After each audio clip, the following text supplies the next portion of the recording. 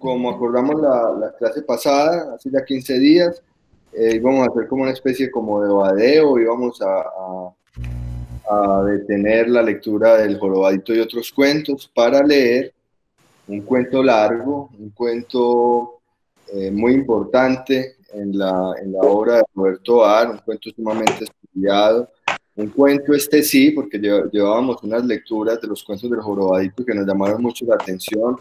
Aquí hay una figura que tal vez no aparezca mucho en arte, pero son preocupaciones que se transfieren a otros personajes en la figura del escritor fracasado. Pues son todos estos ires y venires. Es un personaje, o sea, que está expuesto al medio literario y que tiene un montón de contradicciones con relación a su obra y con relación a ese medio, ¿no?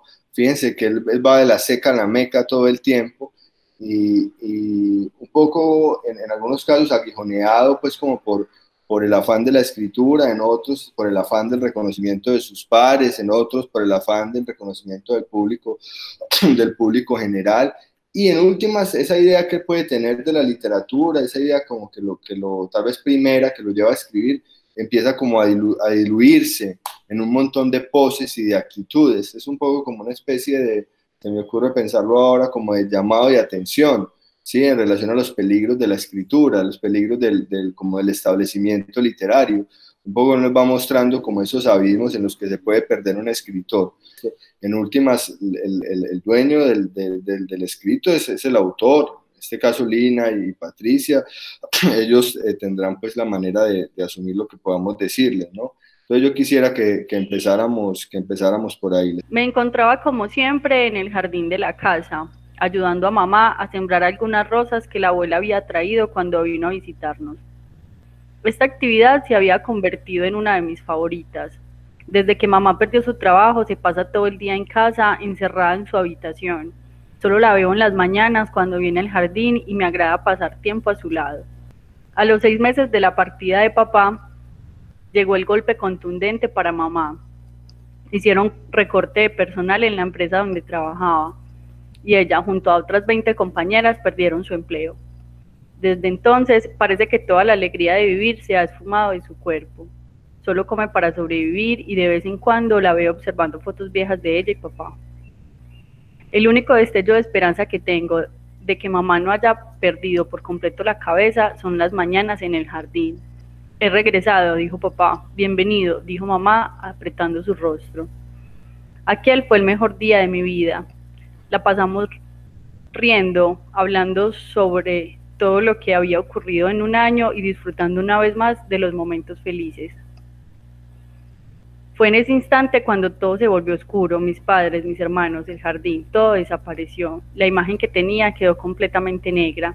Cuando todo se iluminó nuevamente, noté las paredes blancas que eran tan familiares. Me levanté de la cama y vi a la doctora sentada frente a mí. Buenos días, Elisa, dijo, es hora de tus medicinas. Recordé todo de golpe, la habitación en la que estaba encerrada desde hace 10 años, la doctora Elena, los medicamentos, el accidente, todos mis recuerdos vuelven y noto que la tristeza me invade nuevamente. Espero que hayas tenido un lindo sueño, dice Elena. Una lágrima se escurre por mi mejilla y susurro. Solo quiero volver al jardín, quiero ver a mi familia otra vez. Gracias, Lina. Creo que es importante este tipo de ejercicios, hacer lecturas de nuestros trabajos y que ustedes pongan en funcionamiento, pues como esa mirada crítica sobre lo que podamos leer, porque vamos a hablar del texto y ya habla usted de última. De pronto ser más descriptivo con los síntomas que de pronto tuvo, que dé como algún indicio de lo que le pasó, porque a mi modo de ver fue como muy breve. Yo siento que los personajes pues, que participan en la obra, el padre, la madre, los hermanos, que les caracteriza su humanidad, por así decirlo, porque si bien son sombras, porque son parte de un sueño, son sombras muy lívidas, pues como que están ahí y entonces hablan y dicen algo, pero no hay como algo de la humanidad de cada personaje que refleje, por así decir, una emoción, no sé. Y a mí me parece que eso es importante. Me parece que sobre esa sensación de encierro se podría ahondar un poco más, generando una sensación al final que es lo más importante, pues como el vuelco que le das a la historia. Ese estar encerrado y despertarse, queriendo todo lo diferente a lo que a lo que es el encierro. Sí, o sea, lo que yo quise, digamos, plantear era que pasó pues en un día que ella estaba en el jardín por la mañana, ahí es como empieza. Entonces ya de ahí nos devolvemos como a decir, ah no, hace un año el papá se fue, hace 6 meses la mamá perdió el trabajo, etcétera, etcétera. Lleva 10 años ya en un centro médico, o sea, como dar un poquito más de información tal vez sobre el contexto donde, pues sí, como, no sé, el territorio. Pero me gusta mucho el giro al final, me parece que es la parte más potente que tiene. Me gusta mucho, pues es sorpresivo, entonces logra ser muy bacano, pues muy sorprendente. Que se requiere pues cierta valentía para mostrar los textos y para asumir los comentarios que puedan generar, que puedan suscitar, que tienes un muy buen manejo de la sintaxis de nuestro idioma. Entonces eso ya es un terreno allanado, ya es un terreno muy ganado. Esa narración final, también en primera persona, que nos devela pues que se trata de un sueño aparte pues casi que paradisíaco en medio de una situación muy, muy compleja, y que hay problemas con los verbos, habría que entrar a mirarlos. Y en últimas, uno diría que es carpintería, pero la literatura está hecha de palabras, casi que con la idea de la poesía, ¿no? Que la palabra solo puede ser la palabra precisa. Centrarte precisamente en esa tensión dramática, que ese es como ese giro, cuando nos damos cuenta que la persona que está narrando, pues nos está narrando un sueño y que está en una situación inclusive más delicada de la que se nos plantea al inicio. Cuando presencio ese giro, como esa tensión dramática que ya se avisora ahí, pienso en maestros del género, pienso en un autor como Edgar Allan Poe, ¿sí? En esa tensión que él va manejando, o sea, cómo va construyendo la tensión, y llega a un clímax donde el desarrollo de la historia precisamente nos permite como devolver la mirada y encontrar que todo lo que se escribió era para llegar a ese clímax, a ese nodo, ¿sí?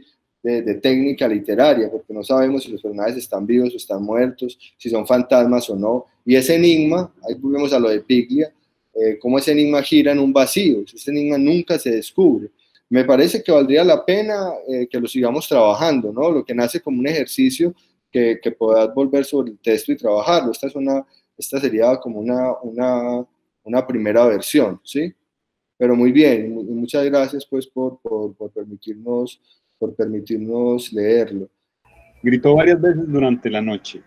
O bueno, en realidad no la escuché, pero sentí la presión del pecho, el aire comprimido y los impulsos que desatan al grito. Creo que no se despertó como otras noches en que se asusta con sus propios alaridos. Esta mañana ha estado carraspeando. Se sentía muy seca su garganta, por lo que hizo grandes esfuerzos para tomar agua. Hizo arcadas en el tocador, pero no pudo vomitar. Y se quedó viendo durante un buen tiempo al espejo. Tiene los ojos hinchados como si no hubiera dormido. También ha estado retrasando el regreso después del trabajo y durmiendo poco. Adelanta trabajo en las cafeterías que cierran a medianoche, cena con personas que le molestan, va sola a los bares, no bebe nada, ni tampoco habla con nadie. Durante la última semana ha empeorado aún más.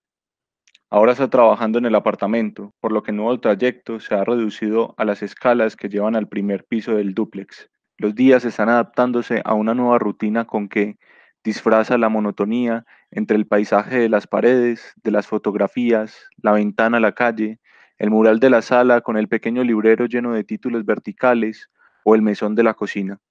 Los días pasan sin ninguna novedad, pero las noches siguen diversificándose. Vas a decirme que estoy loca, pero anoche, no sé si dormida o despierta porque no podía moverme, vi a una persona. Hemos regresado al poco tiempo sin cruzarnos con nadie. Parece que vivimos en una ciudad fantasma, pero solo vimos unas llaves con un llavero grande de color rojo en el bolsillo de la camiseta. Reímos a carcajadas, viéndonos en casa unos a otros.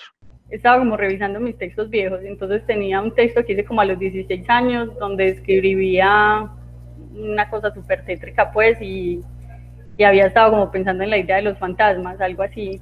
Entonces, hasta ahí fue. En la lectura como tal, me pareció que es un texto muy fluido, está muy bien escrito en mi concepto, que el cuento te mantiene muy a la expectativa, eso es algo que me gusta mucho, pero siento que no concluye de una manera muy contundente.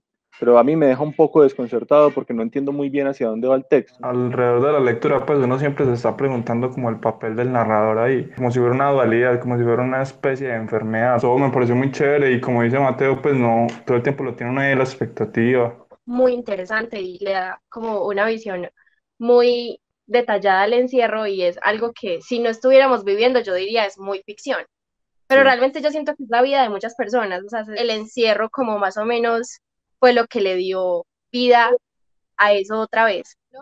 Tenía un antecedente en la infancia y luego el encierro le estalló la loquera. Es una pregunta muy complicada y que hemos intentado pues como trabajar, y es precisamente la relación entre el sentido y el autor, ¿no? Hemos hablado que el autor no es dueño del sentido, el texto tiene una materialidad y el texto se expresa, ¿no? Esto es una cosa muy compleja, recurrir a la figura autoral para hacer una interpretación. Entonces la pregunta es, ¿qué le pone o qué le quita a la historia a la experimentación? Si yo cuento esta historia en primera persona, ¿qué pierdo o qué gano? O si yo hago esta narración a partir de una narración omnisciente, ¿qué pierdo y qué gano? Que las historias van exigiendo cierto tipo de narrador. O sea, lo que yo quiero contar va decidiendo de qué manera lo voy a contar. Si este narrador está ahí como para impresionar incautos, que no tendría mucho sentido, o si este narrador realmente potencia la historia, ¿sí? Si este narrador le da algo a la historia, algo que no podría tenerse de otra manera. Esas son las lecturas. Bueno, jóvenes, estuvo muy chévere hoy. Muchas gracias que nos permitieron leer esos textos y nos vemos dentro de 8 días.